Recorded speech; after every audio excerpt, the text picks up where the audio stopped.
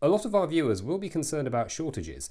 As newly appointed minister for stuff that's happening for no particular reason, what's your response? Well, I think it's a shame that the media insists on talking this country down. Are you saying these shortages aren't real? I don't think in terms of shortages, but shortitunities. What? I prefer to see the glass half full. Well, Wetherspoons have reported shortages of beer. We could all do with drinking a bit less. Think of it as an early dry January.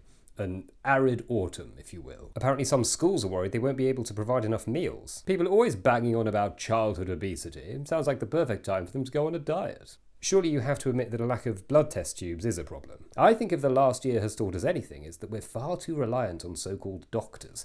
We need to get back to good old traditional medicine. Such as asking an old person if you're possessed by a demon, then drinking some herbs to get rid of it. We're living in the 21st century, not if we have anything to do with it. Can we talk about why all of these shortages, shortitunities, all of these issues are happening? Of course, it's COVID. But they aren't happening in other parts of the world that also have COVID. Well, I can't think of any other reason. Really? No, and neither can you. What? Because if you say the word you're thinking of, you'll be calling everyone watching an idiot and revealing yourself to be part of the liberal metropolitan elite. And I'll be forced to complain to Ofcom. Well, they won't do anything. Not yet, obviously, but wait until we put the new guy in charge. Then we'll see what happens. There are reports you're having trouble persuading anyone to interview him. Yes, I think we're going to have to get him to interview himself, and then hope he doesn't say anything so inflammatory even we have to reject him.